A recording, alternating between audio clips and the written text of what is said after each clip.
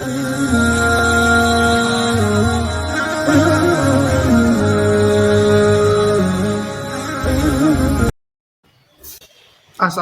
warahmatullahi wabarakatuh. Berjumpa lagi dengan saya ya, Dr. Akal. Dan di kesempatan kali ini kita akan membahas tentang pernyataan luar biasa dari Miftah Kol ya. Di mana Miftah Kol ini adalah seorang munafikun. Kalau kita lihat dari ciri-ciri gayanya dan perkataannya. Dan kali ini Miftah Kol kembali berulah dengan membuat pernyataan bahwa dirinya bangga memiliki nabi sebagai raja jin. Ya, dia bangga kalau nabinya itu adalah raja jin.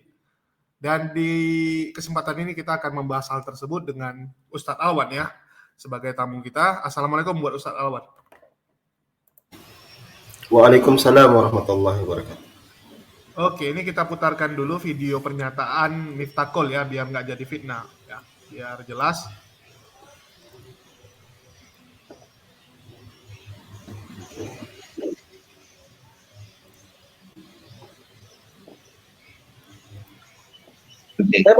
Saya malah bangga juga ya, nabi saya itu raja jin. Bangga saya. Nah, maksudnya Kenapa? Nabi Muhammad jin itu saya.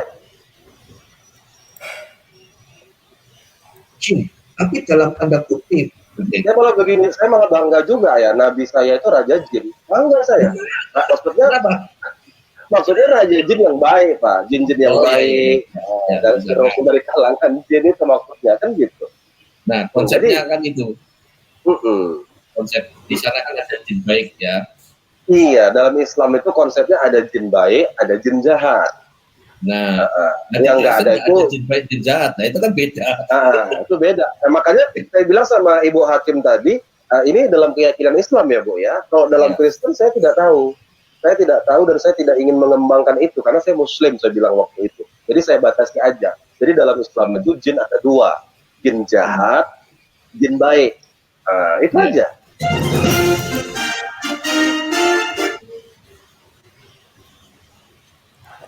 Jurnal adalah salah satu aplikasi penting di dalam bisnis saya hampir 3 tahun. Lagi, yaitu bukan karena saya. Dan itu kami tidak mengatakan. Oke, mungkin kita tanggapi dulu bentar Ustaz ya sebelum kita putarin lagi. Ya, mungkin tanggapan Ustaz Awan, setuju nggak pernyataan dari si Miftah ini? Ya, yang pertama kita harus mungkin tidak aneh lagi dengan si Miftah ini ya, bahwa dia selalu datang dengan sesuatu hal yang baru. Jadi sebenarnya kalau dia dengan Pak Ibnu Kalam itu cocok jadi mantunya Ibnu Kalam itu. Jadi anak mantunya aja. Lebih lebih bakal seru ya, karena mereka berdua bisa berkolaborasi saya rasa. Tentunya begini, dalam Islam itu kita tidak bisa bercerita tentang Nabi, tentang suatu hal tentang Nabi yang di luar daripada ilmu yang ada gitu. Kata Nabi SAW, "Man kazzaba alayya muta'ammidan falyatabawwa maq'adahu minan nar." Barang siapa yang bercerita tentang aku, bercerita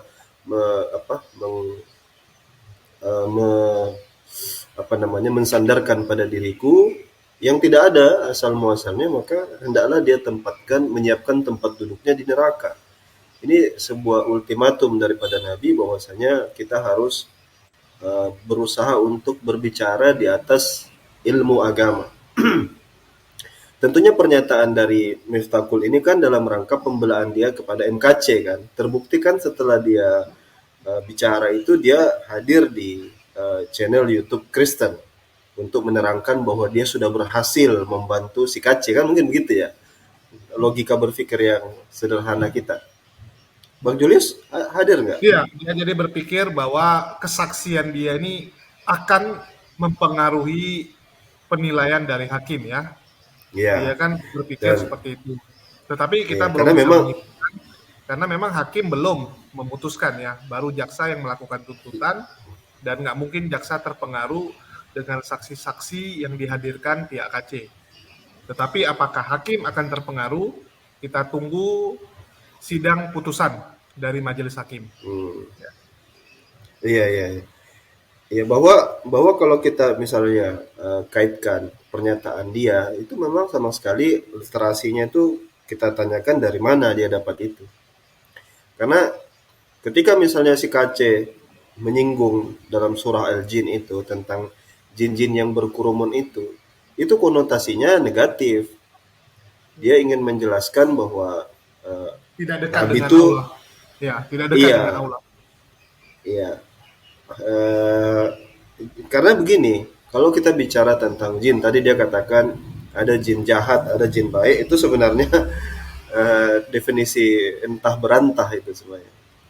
Yang ada adalah jin muslim, jin yang kemudian ada jin yang ingkar atau kafir. Jadi dia mungkin tidak mau menggunakan istilah itu juga karena mungkin dia alergi kan, dia berhadapan dengan orang Kristen kan. Eh, jadi jin yang mendengarkan Nabi SAW ketika lantunan Al-Quran itu dibacakan, sebenarnya itu di dalam kejadian itu tidak pertama, itu dalam surat Al-Jin, ada juga kalau nggak salah dalam surat Al-Ahqaf apa gimana itu, bahwa jin-jin itu memang mendengarkan Quran dan mereka takjub dengan bacaan Quran, sehingga bagi kita Muhammad SAW dia adalah khairul anam, sebaik-baik manusia. Beliau tidak perlu menjadi jin. Dan juga di dalam konteks kita memperdengarkan Quran itu adalah wahyu ilahi, ayat-ayat dari Allah Subhanahu wa taala. Jadi itu tidak ada kaitan dengan kepribadian daripada Nabi Muhammad SAW.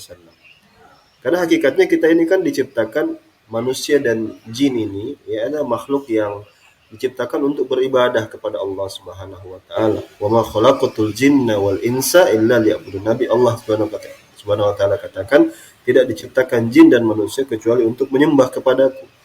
Maka ketika seruan itu datang, maka seruan itu berlaku kepada manusia dan juga jin. Kemudian jin yang mendengarkan wahyu Allah.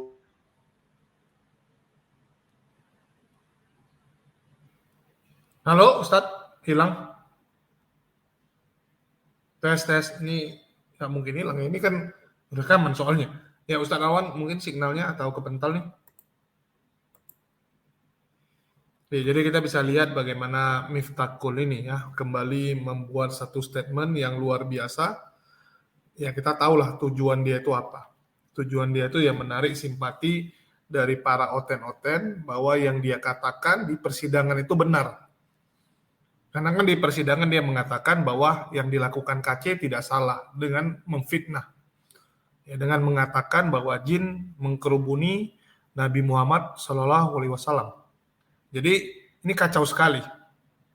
Kita tahulah Miftakul ini kapasitasnya seperti apa, sehingga saya rasa teman-teman bisa mikir sendiri. Apakah mau bereaksi atau emosi dengan pernyataan Miftakul, atau ya udahlah biarkan saja. Di sini kita bisa lihat mana orang-orang yang berjalan, mana orang-orang yang berjuang di jalan Islam, dan mana orang-orang yang hanya menjadi benalu, menjadi orang-orang munafik, orang-orang yang malah menusuk Islam dari belakang, orang-orang yang malah memerangi kita dari dalam kita. Kalau kita berhadapan dengan orang-orang seperti Taipudin, seperti KC, Bisulubis, dan yang lainnya, ini agak mending. Ini jelas posisinya. Yang agak pening itu adalah posisi orang yang masih mengaku Islam, tapi pemahamannya menyimpang. Belum lagi orang yang disusupi, ya, orang yang dikirim menyusup ke Islam, orang yang disuruh menyamar. Kita sudah lihat, sudah mulai dibongkar satu persatu oleh Allah.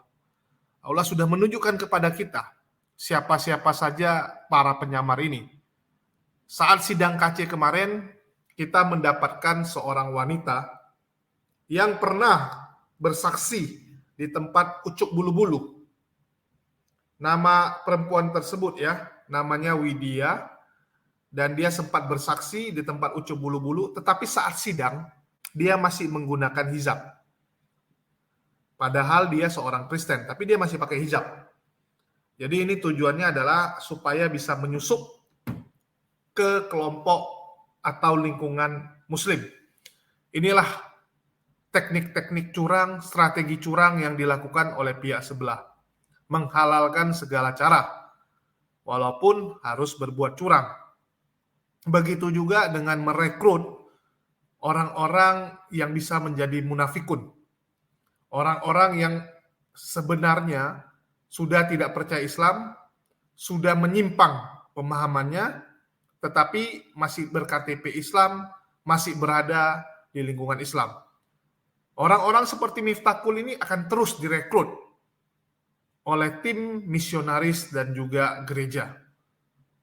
Dalam hal ini gereja di luar Katolik ya, saya nggak bilang Katolik. Kalau Katolik tidak pernah ada track record melakukan hal seperti ini.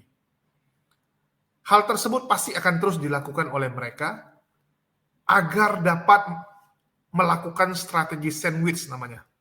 Jadi dari depan dihajar Islam, dari belakang juga dihajar. Jadi Islam dikepung dari dua sisi. Inilah keinginan dari para oten-oten paukers ini dengan menghalalkan segala cara ya dalam strategi mereka. Jadi teman-teman hati-hati saja, nggak perlu terpancing emosi. Kalau memang pernyataan dia ini sudah cacat hukum, sudah bisa kena delik aduan, ya kita mungkin akan patuhi saja gitu. Ikuti peraturan Indonesia, kalau ada yang mau melaporkan silakan laporkan. Daripada kita main emosi, main hakim sendiri, ya itu tidak boleh. Negara Indonesia adalah negara hukum. Bukan kita cemen. Kita sedang mengajar orang kita sendiri. Jadi ibaratnya ada anak bandel, itu orang tuanya ya berhak untuk mendidik anaknya. Miftahul mengaku Islam. Miftahul mengaku bahwa dia masih memiliki akidah Islam. Maka sudah sewajarnya umat muslim sebagai orang tuanya memberikan pelajaran kepada Miftahul agar bisa bertobat dan benar. Jadi jangan dibilang, wah kalian cemen gitu, lapor. Oten dilapor salah, sesama muslim dilapor salah. Ini gimana pemahaman kalian? Kami sedang mendidik orang kami sendiri. Salah kami katakan salah. Kami bukan seperti kalian. Ada sesama kalian yang salah. Contoh Paul Jang, KC. Kalian tidak berani. Kalian membiarkannya. Malah kalian cenderung membela orang-orang yang salah hanya karena seakidah. Hanya karena seagama. Seharusnya kalian sudah menegur. Tidak membiarkan hal tersebut. Sekarang kita bisa lihat makin banyak penghujat-penghujat bermunculan seperti jamur di musim dingin, di musim hujan ya. Banyak sekali penghujat-penghujat baru, baik itu yang di luar pendebat maupun dari dalam dunia debat lintas agama. Kita bisa lihat orang-orang mulai dengan seenak jidatnya mengata-ngatakan agama orang lain. Begitu juga kita bisa melihat ya bahwa orang-orang tersebut memang dibayar. Memang ada orang, ada donatur besar yang menggerakkan mereka. Ini kan gila gitu. Kalau sampai hal seperti ini sampai tersistematis, dilakukan secara sistematis ya. Kita bisa lihat hal tersebut diungkapkan satu persatu. Semoga Indonesia bisa menjadi negara yang jauh lebih aman, jauh lebih toleransi. Janganlah kita ini sudah diam begitu lama, ya kita sudah sangat toleransi, tiba-tiba dicakar-cakar, dicucuk ya, diserang dari belakang gitu. Memang Indonesia belum sempurna. Tidak mungkin ada negara yang bisa sempurna. Tetapi ya, masukan dari kalian, saran, itu yang membangun. Jangan nggak senang main serang orang. Kasihlah masukan. Jadi bagi teman-teman Oten, tolonglah yang masih waras, nasihati teman-teman kalian ini. Mereka sudah menyimpang. Jangan gara-gara mereka, nama Kristen secara total jadi jelek. Memang mereka ini cuma 1-2% mungkin ya, dari total orang Kristen yang ada 15-20 juta mungkin sekarang. Ada 15-20 juta orang Kristen di Indonesia, dan yang radikal-radikal ini paling cuma berapa persen gitu. Tetapi karena mereka frontal, mereka bersuara dengan keras jadi kelihatan besar. Jadi bagi teman-teman yang masih waras, tolong kalian juga klarifikasi. Mereka tidak mewakili kalian. Saya salut dengan apa yang dilakukan oleh teman-teman dari Katolik yang sekarang sudah mulai bersuara. Dan mereka dengan lantang menjelaskan bahwa Kristen bukan seperti itu. Mereka tidak mau mendukung orang-orang yang salah. Jadi bagi teman-teman OTEN yang masih waras, tolong teruslah bersuara. Memang itu bukan masalah kalian. Kalian pun lebih memilih, udahlah diam aja lah, ngapain kami urusin. Masalah kalau kalian diam, kesannya itu kalian itu juga sama. Karena mereka membawa label Kristen. Mereka seakan-akan mewakili Kristen. Jadi golput itu bukan pilihan, teman-teman. Ya, bagi teman-teman Kristen, golput itu bukan pilihan. Kalian harus bersuara menentang apa yang dilakukan teman-teman kalian yang salah. Jadi dari saya, ini saja yang bisa saya sampaikan. Makasih buat teman-teman yang udah nyimak. Semoga orang-orang seperti Miftahul ini ya, bisa segera hilang dari Indonesia.